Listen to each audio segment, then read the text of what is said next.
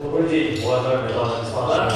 afternoon, ladies and gentlemen. We're delighted to welcome you here. I think so. All participants of our panel discussions have already been introduced, so let's start discussing the realities of our market today. And the first question I would like to ask is, what are the trends that you saw in 2019? Where do you think, which way do you think the market is going? So what is happening in the market and what is the key change in 2019 as compared to previous year?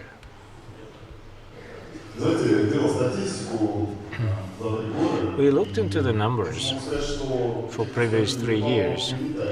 So I can tell you that those people who used to fly on business jets, they keep flying. So everything which all challenges and legacies, they keep flying. So nothing changed. That's a very interesting vision. So nothing has changed. What about plane availability? We have less plane available and we feel the shortage of aircraft. What kind of aircraft is more in demand in the market? Is Challenger 300? Do you all think the same way? Well, if we look at our numbers, I would say that Legacy is the most popular aircraft. I think your question related to the domestic market here in Russia. Well, of course we can see the change. So, the aircraft availability has reduced. Yes, some aircraft is still in the market, but we talked to a number of Russian companies, and we can see that these planes are heavily utilized, so it's very difficult to get a flight plan with 2-day stopover somewhere. Which way do you think the airlines will go? Do you think they will exist? Do you think that existing airlines will become bigger, or new players will emerge in the market? Existing airlines are getting bigger, that's true, and they are buying new aircraft. But new players may feel like entering that market. But it's not that easy, is it? Well, let me hand the mic over to my colleague. Good afternoon, dear friends, and before answering this question, and that's a really important question, so before I answer this, I would like to explain why there is no company name next to my name as a speaker in this panel session. So I left Aviapages, and I would like to thank this company for the great experience I managed to get there. Just recently I joined a company which is setting up a new operator in Russia.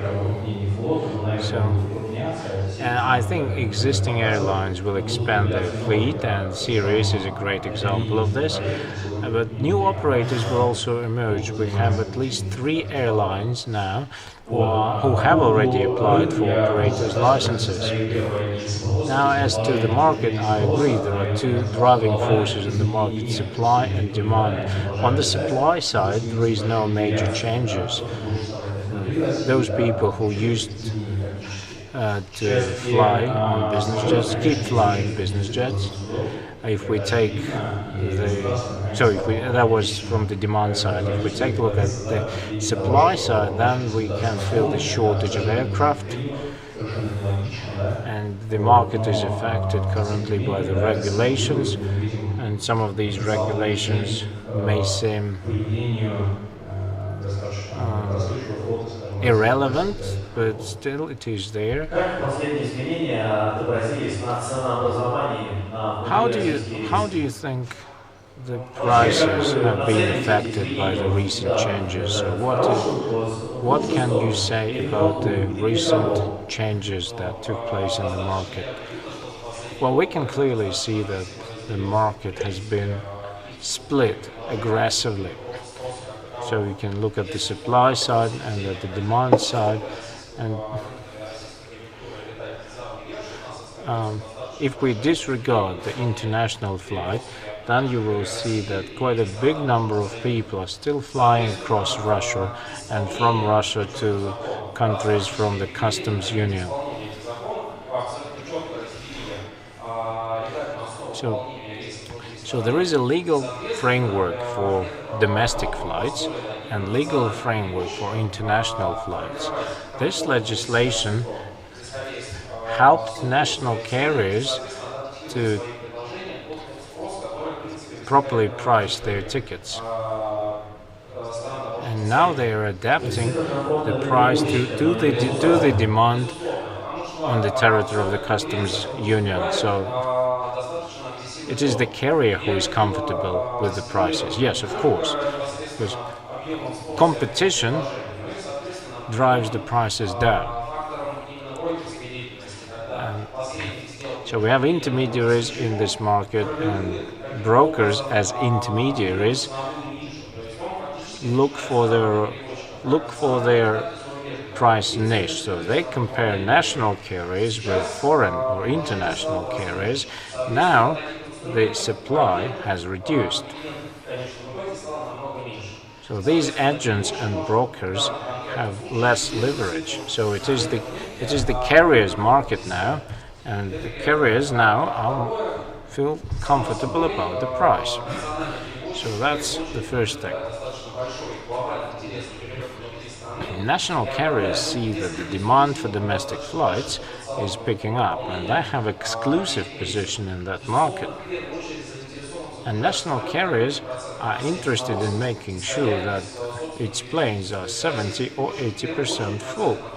So a Russian carrier, first and foremost, is focused on utilizing the potential of domestic market. How does that affect brokers' margins?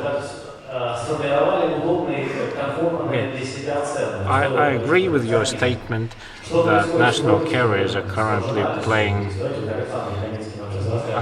trying to protect their prices. So what about the profitability of these flights? Alexander, could you please comment on this?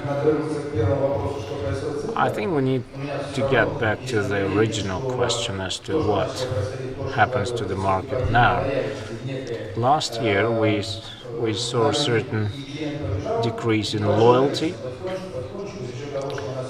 So some of our customers did not show enough loyalty, but actually we managed to put the quality of our services back on track, and the number of customers then picked up. So we are getting better in interacting with customers. But our customers have access to a variety of products from different suppliers. So competition now is all about your customer interaction skills. So our profits are not fixed. We are trying to get as much as we can, but if you take a look on the market in general, then on average the margins are getting more and more squeezed, because before we had operators who said, or brokers who said, I'm not charging less than 10%, or then it was 5%. Now you can find brokers who would charge 1, 2 or 3% on their services. In some cases, we also see situations when, just in order to get the customer, brokers are eager to offer break-even prices. And these brokers are not necessarily new to the market, but they are doing so for the purpose of expanding their customer base. And this is happening on quite a wide scale. It is actually a trend, so it's not a catastrophe. Let's take a look at what's happening abroad. We have more and more applications now who put a customer directly in contact with the operator. So these applications help establish a direct contact between a consumer and the provider. These solutions drive down the prices for our services, and I think our market will be affected by this as well. So lower customer loyalty and different solutions which drive the prices down. And as to the margins, we are trying to get as much as we can. But the cost of flight have increased, and a lot of brokers have exclusive customers of their own. Given the fact that there is not enough aircraft in the Russian market, is that improving your profits? So 100% guarantee of having a client when you provide them with a price quotation, there's no such guarantee because price may change tomorrow. You may have different options, welcome service, and our prices might be 3 times higher because we have not developed it enough. So, did you have situations then during the weekend you need to fly somewhere inside Russia but there are no planes available, or the brokers offer something with a very low marginality, maybe there's one broker and one plane available? So you decide, do you take a regular flight, or maybe you take not second best option? Well, a good broker wants to retain the client. They want to make sure they stay with them, so that because next time around they may find a better option. So that depends on this broker strategy. But if they decide to take a regular flight, well, like if you want to fly to Vladivostok, getting on a regular flight is not always an option because the flights are full. So it depends. Of course, you need to provide options. Let me add to that. We had 3 funny cases. I don't know if they're really funny, but this last summer, when clients changed the destinations and we didn't have any crafts available, and there were some regular flights to Simferopol, to Sochi, and basically they were rerouted, and they said, like, are you nuts to do that? And we were not able to find any adequate planes to replace them, so we sent them abroad. So yeah, hello. Let me get involved with this discussion. I'm the last one to join it. I agree with Alexander completely.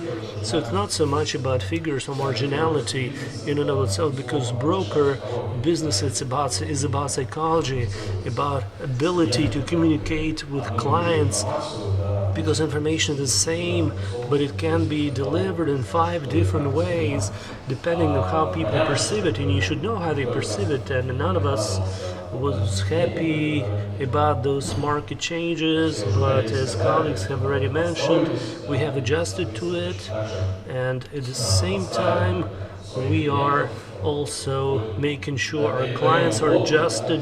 We provide that information to them, explain what the situation is like, why it has happened this way, because some of the clients that oftentimes who like to make their decision on at the very last moment,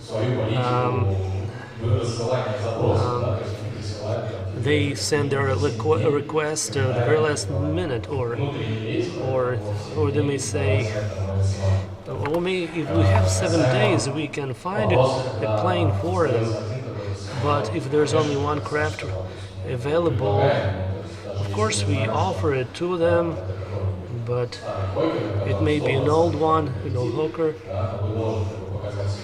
and you need to demonstrate to the client, describe the situation to the client, explain why it is this way, and provide an alternative, because not all the clients are ready to take an alternative, but depending on the destination, for instance, Moscow, Astana, or Almaty are popular destinations. You don't have any crafts on either side.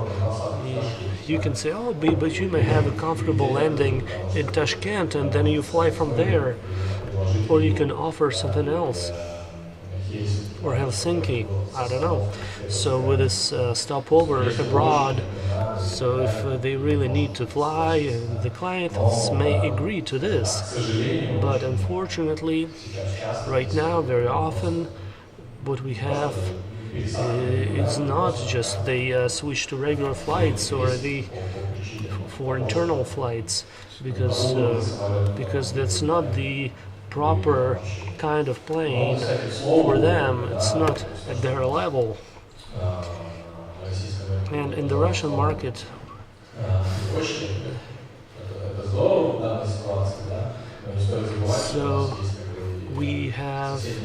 carriers, and we also have neighbors next door who are part of the customs union. And you know that, so Kazakhstani planes, for instance, they offer their planes to fly them from Moscow. So as a result, they also feel they smelt blood, so to speak, and so they can fly to Nur Sultan. That's the new name, and I'm not accustomed to it yet. So Nur Sultan and Moscow, so that route. So we are next door neighbors, and they start to use their services. So, and they make our life easier. But speaking of a general trend, from the standpoint of a person who works mostly in the European market, not so much with the Russian market, Russian domestic market. So what I see is more or less the same. Russian clients continue to move towards Europe, so to speak, and they calculate everything in their mind, then they calculate on paper, and now the use of the calculators. And for 100 or 200 euros, you know, they get everything, the last drop of blood for you, because economize, it's fashionable, it's the European way of doing things. So why do I want to spend more if I can save a little bit? So do people decline services if we are not able to provide the proper option for them? Yes, sure, there are cases like that. So when people are not happy with the route, and so when we talk about domestic flights, so when we offer 2 or 3 options, and look at the planes, and they say they're not up to the level. So if they're lower than Challenger 300, so for many clients it's not acceptable. So they either cancel their trips or use regular flights. Okay, Vladimir. So I just wanted to say something similar. So we faced, we had 5 situations when we lost our clients, when we were not able to provide proper class of a plane, and the destination was St. Petersburg, and we lost a lot of orders as a result. And with the domestic flights in Russia, the situation isn't that bad, but we do not know what to offer, because old Hawkers and old planes and one Challenger, that's all we have. We don't have a lot of choice, and Sirius, which is always in use. So because the offer is missing, is lacking. Last year we discussed about how to educate, how to making connections. So if you fly from Moscow to Nice via Girona, it's doable, but inside of Russia. So do you have that market? So do you have those connections? How are you making those connections? Is it a vibrant market? Sirius should have been invited because Angelina was involved, and she knows about that. So if you want to get a flight from a different operator, she knew how to do it. So connections, of course, they work. So in the Russian domestic market, so we focus on operators. So we want to get connected to them, and they say, like, why? Like, we know how to make those connections on our own. We don't want to share that with you. So we'll not be naming those operators, those who do it like that. But in fact, from the standpoint of functionality, from the standpoint of connections, it works. So in Russia, it works like that, and so operator considers that a volume as a volume. So, but we do not feel the price for it. So if there's an empty leg, so operator earns additional money on those connecting flights, on those connections. So, but they have no choice really but to do that. So, colleagues, let me expand on this. So, I have worked with Russian operators for many years in Russia. Connected flights do exist, but it's not a classical approach. It's not like we fly someplace tomorrow, we're interested in logistics, and let's catch a flight from a different town to get back. Sometimes the crafts have to wait, especially in the winter time. It may take 3 to 5 days. So it's a very complicated situation logistically, where you should keep the plane, when the flight crew should be replaced, where you should rest, etc. And so connections between towns make it complicated sometimes for crews to have them a chance to rest, and operators tend to take the most of that work. So that helps brokers to get those planes faster from the regions, because when the planes are in Moscow, oftentimes they're not capable to do another internal flight elsewhere in the country.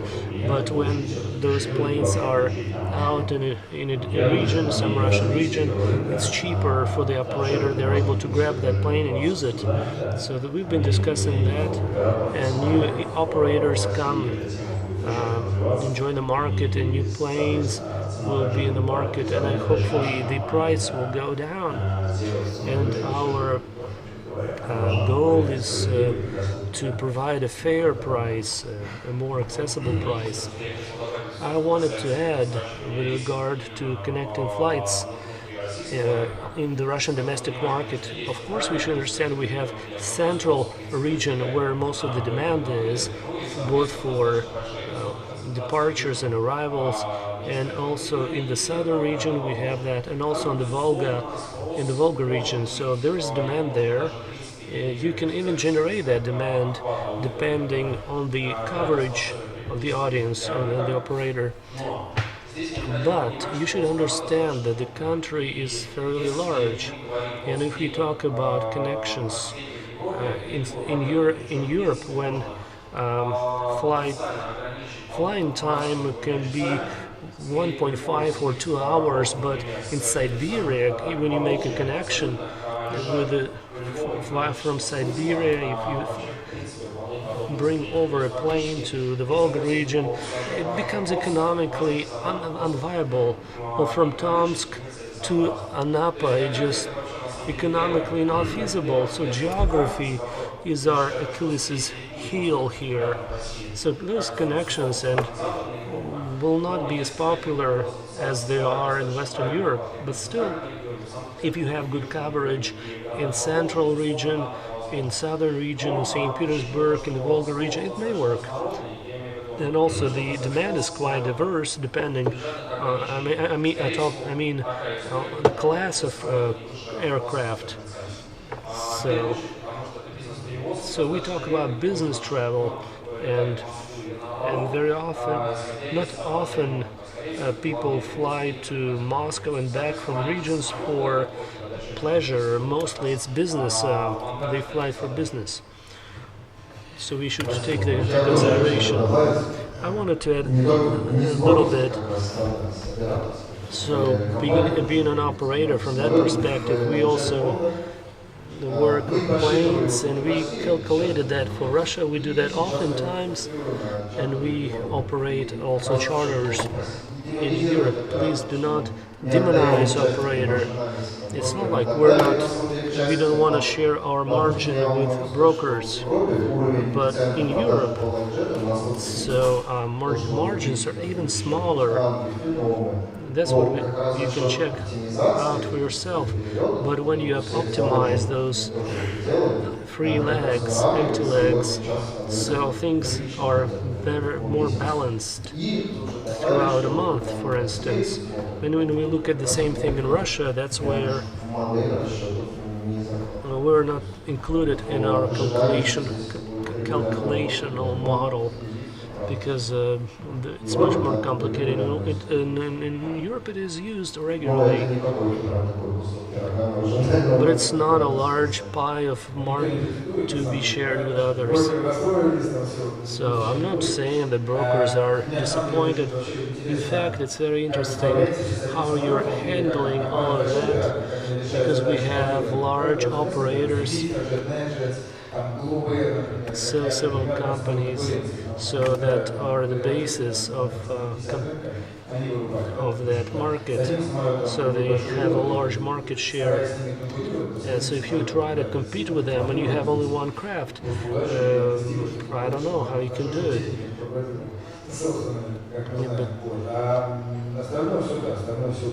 But of course, one of the trends that we see, we have a category of clients that provide they set certain price parameters.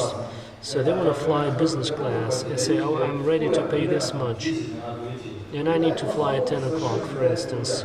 And a regular flight departs at that time, so they give you a little margin over, regular business class. So they have to decide between the two options. So I don't know, maybe regular business class now has such great services, or they're much better now. But we do run into those people who have that kind of thing, and they're not willing to pay whatever money. So those clients.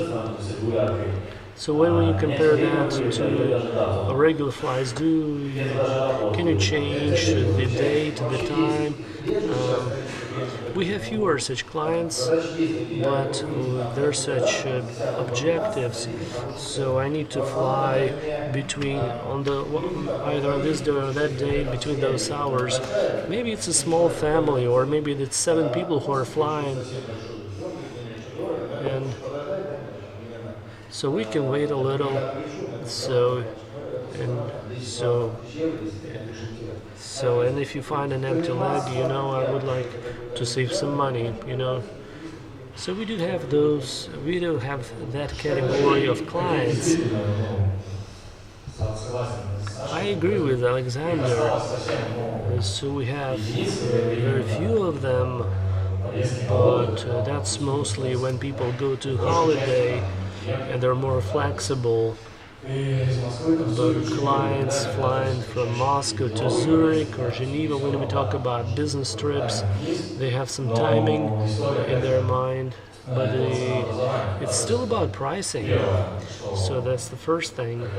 As I said before, they want to economize. Now it's fashionable. Now they're more educated because they've been flying for years, so they understand prices better. And the third thing, and perhaps the most important one, we as brokers, I think we spoiled them because we provided some freebies or anything to them, but because we are hostage to this market situation. And there's a lot of competition. Even 3 years ago, we felt more comfortable, more or less, all of us. So there's a psychological bar, and we were not willing to lower it. And now everybody's fighting for the client, and they're willing to provide more, sometimes at their own expense. It's just not to lose the client. They talk to the operator and have tears in their eyes, just please do this for us. And we offer those empty legs to our clients, and they understand that. I have a practical example of a client who would tell me, so 16,000 Moscow Geneva by Hawker or Challenger. And he tells me, okay, let's do 13 and we will fly. So you can agree 13, 15, and then he says, no, 12,000. He says, we cannot do 12,000. He says, okay, I will fly by Aeroflot. So the key reason for them is that the business aviation trend used to be luxury. It was unavailable it was available only to small category of people. Now it's more available,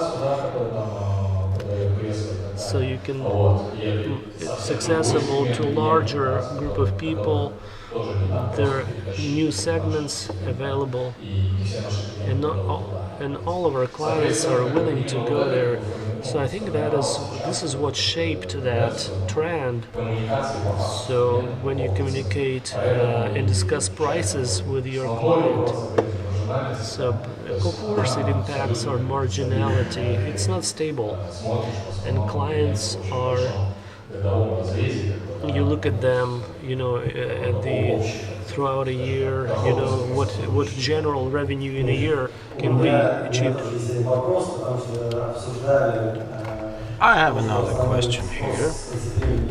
So we are now talking about the fact that our services are mostly in demand in the central part of Russia, but I wanted to ask you what's happening, what is the situation beyond the Urals mountains, so what's happening there? Let's ask Alexei. Aljoscha, so big applause to our guest. So what are the main trends? So we're discussing the latest trends in Russia comparing to the previous year. So what are the latest trends on the Asian market? Yes, thank you very much.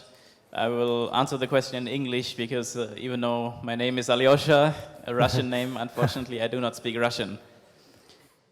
I work with Asia Flight Services. We provide ground services in Southeast Asia, Cambodia, Laos, Thailand, Myanmar, Vietnam, which is a region where business aviation is still very young. It's a very small part of the market, but it is growing quickly. So I hope I can share with you a couple of insights, especially for the operators or brokers that fly to that region frequently. As you can imagine, in these developing countries, we face a lot of challenges in business aviation. Some of the challenges you might be familiar with from other parts of the world, other challenges might be unique. One set of challenges which are quite severe are infrastructure limitations, which we have all over the world and we do have in Southeast Asia. We do not have enough slots, we often lack parking availability. There are very few airports which are designated for business aviation.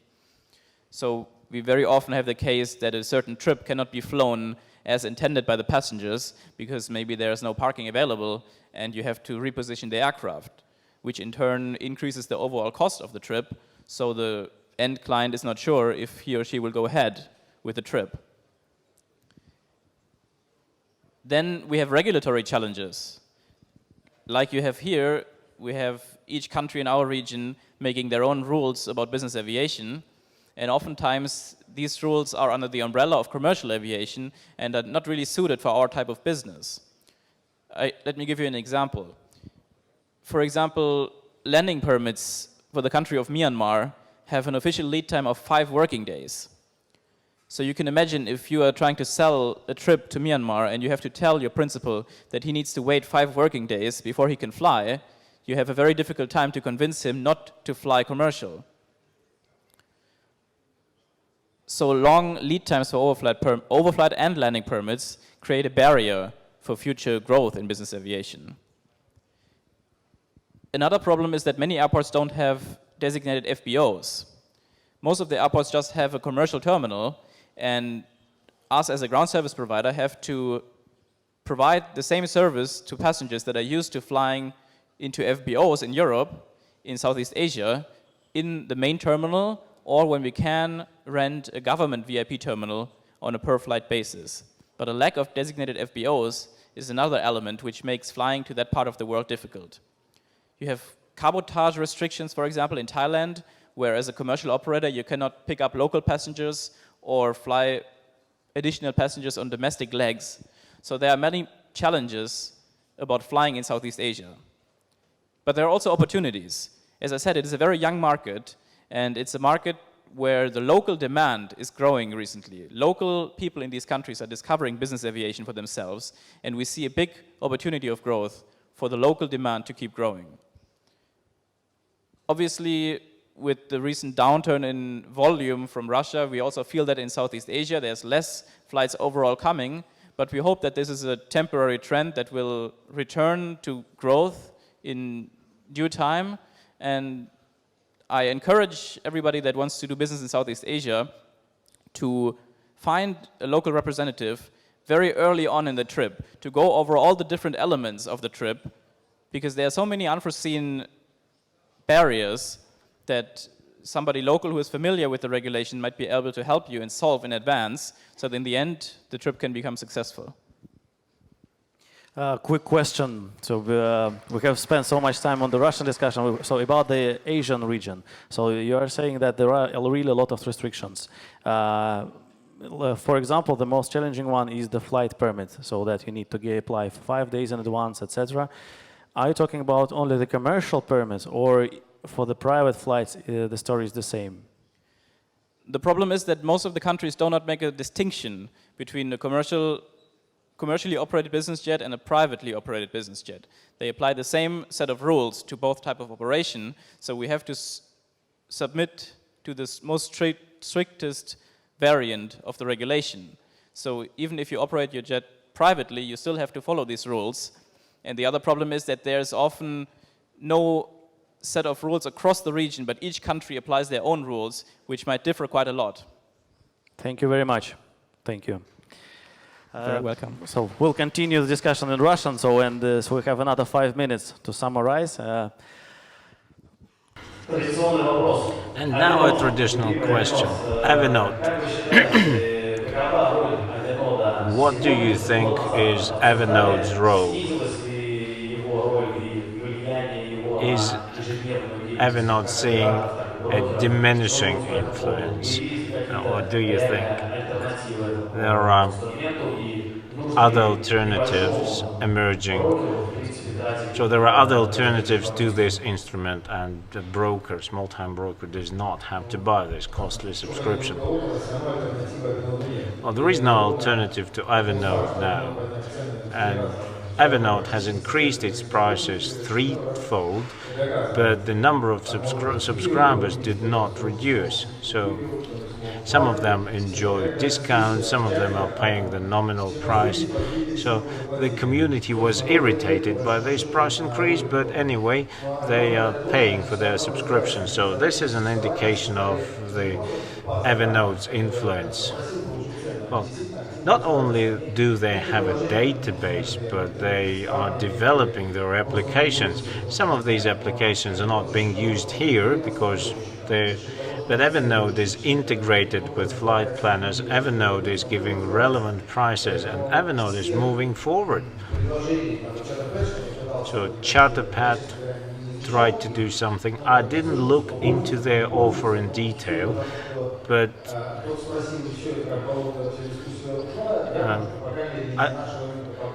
I don't think that they're well known in our market, in the Russian market or European market or even Asian market. There is no alternative to Avanode, and it's unlikely to appear in the near future.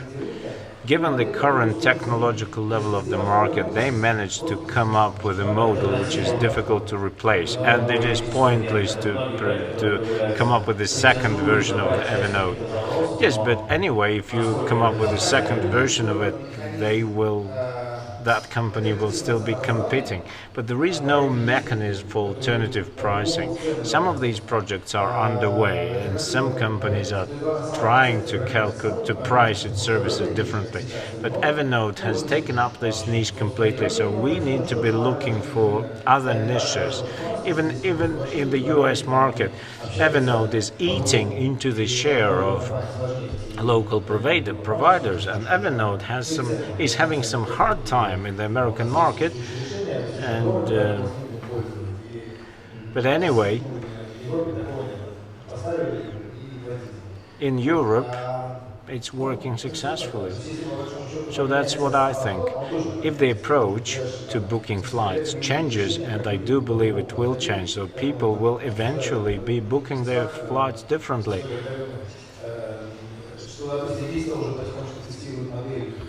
So Vista is testing another model,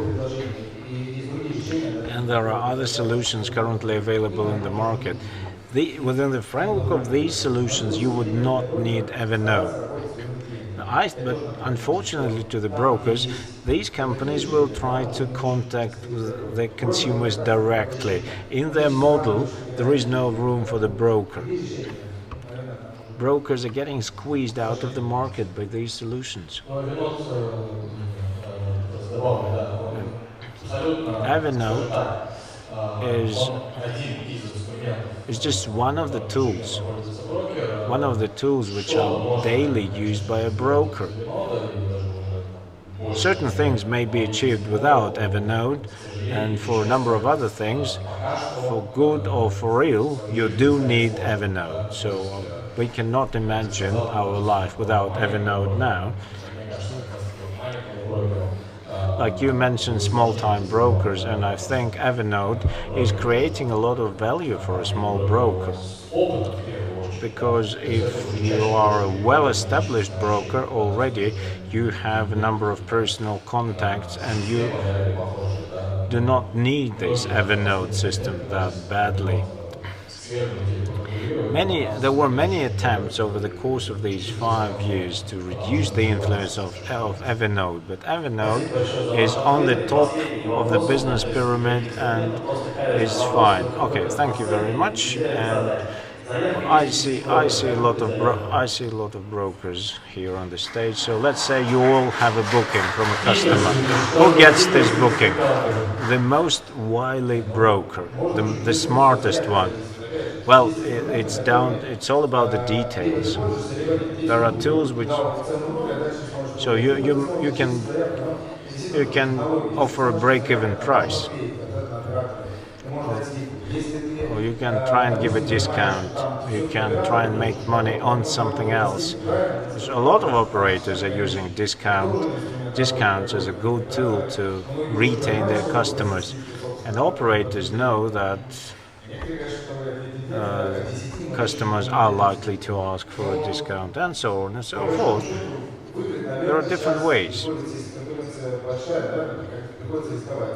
and you'll have to take risk.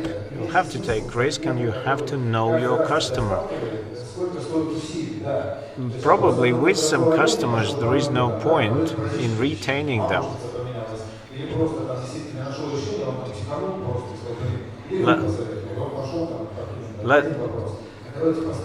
Let's say you have a permanent customer and you know that this customer is not loyal to you and that this customer will try and screw you the first chance he gets, so probably there is no point in retaining this kind of customers. So it is about the price, it is about how quickly you can respond, because responsiveness also has value. Processing internet queries, I think, is the most difficult and ungrateful task. So I'm looking at what my people are doing to this extent, but out of 100 queries, we may get 3 or 5 which then convert into bookings. And so in order to get the booking, some decide to give a discount, but I think you need to be patient. The most patient broker wins here. We had several cases of this kind when, let's say, a customer confirmed the booking, then the booking was cancelled and so on. So we started with applying to 7 brokers and ended up signing this customer up directly with a 10% margin.